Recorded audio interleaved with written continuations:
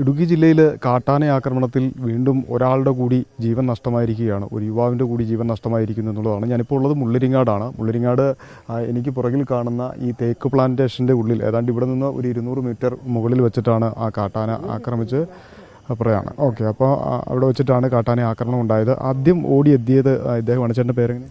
എൻ്റെ പേര് തോമസ്. എന്താ സംഭവം? ഞാൻ ഒരു 2:45 3 മണി ആയപ്പോൾ ഇച്ചിരി പുല്ല് മുറിക്കാനായിട്ട് അങ്ങ് ചെല്ലുക. അപ്പോൾ ഈ കാട്ടിൻ്റെ സൈഡിൽ കൂടെ ഞാനങ്ങൾ പോണത്. അതിൻ്റെ കൂട്ടുകാരൻ്റെ പറമ്പിലേക്ക് ഇച്ചിരി പുല്ല് മുറിക്കാനായിട്ട് ചെന്ന് കഴിഞ്ഞപ്പോൾ ഒരു നൊലോളി കേട്ടു. നൊലോളി കേട്ട് കഴിഞ്ഞപ്പോൾ ഞാൻ ഓടി ചെന്നു. അപ്പോൾ അത് കഴിഞ്ഞപ്പോൾ ആ നൊലോളി കേട്ട് ഈ കൊച്ചിൻ്റെ നൊലോളി കേട്ട് കുറച്ച് നേരം കഴിഞ്ഞപ്പോഴത്തേക്ക് ആനയെ നൊലോളിച്ചു. ചെന്ന് കഴിഞ്ഞപ്പോൾ ഒരു കൊച്ച് അവിടെ എണിച്ച് നിൽപ്പുണ്ട് ഒരു തേക്കിൻ്റെ വീട്ടിൽ. അവൻ്റെ കാലും പൊക്കി പിടിച്ചിട്ടുണ്ട്. മറ്റേ കൊച്ച് അവിടെ കിടക്കുക. ആ കൊച്ചിൻ്റെ കൈയും കൊണ്ട് ഇങ്ങനെ കാണിക്കണമുണ്ട്.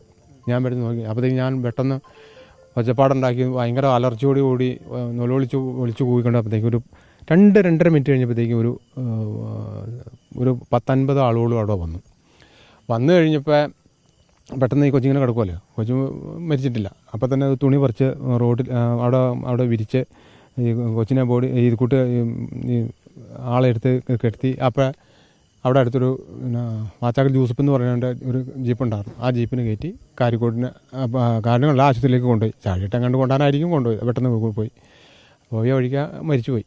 അത് ചാഴിയേട്ടാണ്. അപ്പോൾ എത്രയും വേഗം ഈ ആനേനെ ഇവിടെ നിന്ന് ഒന്നുമില്ല സർക്കാർ ഏറ്റെടുത്ത് സാധനത്തിനെ കൊന്നുകളയുക, വെടിവെച്ച് കൊന്നുകളയുക. ഇല്ലെങ്കിൽ അരിക്കൊമ്പനെ കൊണ്ടുപോയ പോലെ ഈ സാധനത്തിനെ മൈക്കോടി വെച്ച് കൊണ്ടു കൊടുക്കുക.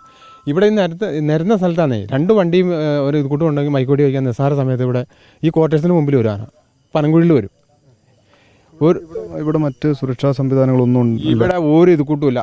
വിളിച്ച പോർച്ചുകാർ 2 പോർച്ചുകാർ ഒരു വാച്ചറും വന്ന് 2 കുണ്ട് പൊട്ടിക്കും, ആനയും കയറി പോകും. അവർക്ക് അതല്ലേ ചെയ്യാൻ സാധിക്കുള്ളൂ. ഇപ്പം നിലവിൽ ഇവിടെ ഇട്ടിരിക്കുന്ന ഫെൻസിങ്, ഈ ഫെൻസിൽ നാട്ടുകാർ പാവപ്പെട്ട കൂലിപ്പണിക്കാരുടെ പൈസയത്. അവർ 10 പൈസ മുടക്കില്ലാതെ പണിക്കൂലി വേണ്ടാന്നും പറഞ്ഞിട്ടേക്കണാണ് ഇവിടെ തൊട്ട് അങ്ങോട്ട് 3-4 കിലോമീറ്റർ അവരിടുന്നത്. കോയമ്പത്തൂർ പോയി 3 ലക്ഷം രൂപയും കണ്ട അവിടെ തന്നെ സാധനത്തിന് വിലയായി. പിന്നെ പണിക്കൂലി ശ്രമദാനം ചെയ്യണതാണ്. കുട്ടിയുടെ കുടുംബത്തെ എങ്ങനെ സാമ്പത്തിക 5 സെൻറ്റ് സ്ഥലം എൻ്റെ കൂടുതൽ തടിപ്പണി ചെയ്തുകൊണ്ടിരിക്കണ അവന് 56-57 വയസ്സോളമായി. അവന് 24 വയസ്സായൊരു പെങ്കൊച്ച് മൂത്തത്. അതിൻ്റെ തൊട്ട് താഴെ 22 23 ആ കൊച്ചിന് മരിച്ചു പോയ ചെറുകൊച്ചിന്. 2 പേര് ഡിഗ്രി കഴിഞ്ഞ് നിൽക്കുക. എനിക്ക് അടിയന്തരമായിട്ട് പറയാനുള്ളത് ഈ മാറി വന്ന സർക്കാരും ഈ പ്രതിപക്ഷങ്ങളെ കൂടി ആ വീടിനെ ഒരു 25 ലക്ഷം രൂപ അടിയന്തര സഹായവും കൊടുക്കുക. ആ പെങ്കൊച്ചിന് ഒരു ജോലിയും കൊടുക്കുക. അതാണ് ചെയ്യേണ്ടത്. പിന്നെ ഈ ആനേനെ ഇവിടുന്ന് ഇതൊന്നും ശാശ്വതമാവണമല്ല. ഇപ്പോൾ ഇവിടെ ഈ കാട്ടാന ഇവിടെ ഒരു 4 വർഷമായി. 45 വർഷമായിട്ട് ഇവിടെ ആനയില്ലാത്ത സ്ഥലമായിരുന്നു. അത് എൻ്റെയൊക്കെ ഞാനിവിടെ ജനിച്ചു പറഞ്ഞ ആളാണ്. അന്ന് ആനയില്ലാത്ത സ്ഥലത്ത് ഇപ്പോഴാണ് ഈ ആന വന്ന് ഇത്ര ശല്യമായത്. ഇപ്പം ഈ ഒരു കുറച്ച് കാലം ആയുള്ളൂ പറഞ്ഞു. എത്ര ആനയുണ്ട് ഇവിടെ? ഇപ്പോൾ ഒരു 6-7 ആനയുണ്ടെന്ന് എനിക്ക് തോന്നുന്നത്. അതിൽ ഏറ്റവും അപകടകാരിയായ ആന ഇതാ. ഈ നേര്യാമലത്ത് കാഞ്ഞിരവേലി എന്ന് പറഞ്ഞ സ്ഥലത്ത് ആ ഇന്ദിര എന്ന് പറഞ്ഞ ചേച്ചീനെ കൊന്ന ആനയാണ് ഈ ആന. അത് ഭയങ്കര ആനയാണ്. ആനനെ കണ്ടാൽ തിരിച്ചറിയാം. വലിയ ആന. തിരിച്ചറിയാം.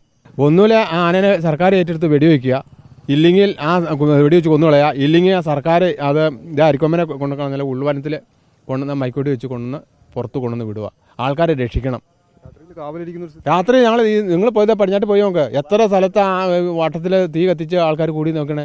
10 മണി വരെ 10 കിലോമീറ്റർ ആൾക്കാർ കാവലിക്കുക. 10 മണി വരെ ഒരാൾ, 10 മണി കഴിഞ്ഞ് 12 മണി വരെ ഒരാൾ, 5-6 ആൾ വെച്ച് ഇങ്ങനെ മാറി ഇരുന്ന ആണ് കാര്യങ്ങൾ നടത്തുന്നത്. എന്നാലും അത്തരത്തിലാണ് വലിയ രീതിയിലുള്ള ദുരിതമാണ് കാട്ടാന ശല്യത്താൽ ഈ മുള്ളരിങ്ങാട് മേഖലയിലെ ജനം അനുഭവിക്കുന്നത്. അതിനൊരു ശാശ്വതമായ പരിഹാരം ഉണ്ടാക്കണമെന്ന ആവശ്യം കാലങ്ങളായി ഉന്നയിക്കുകയാണ്. പക്ഷേ അധികൃതർ മുഖം തിരിക്കുന്ന ഒരു സമീപനമായിരുന്നു ഉണ്ടായിരുന്നത്. അധികൃതരുടെ ആ ഒരു സമീപനത്തിൻ്റെ ഭാഗം കൂടിയാണ് ഒരാളുടെ ജീവൻ കൂടി നഷ്ടപ്പെട്ടതെന്ന ആരോപണവും ഇവിടെ നിലനിൽക്കുകയാണ്.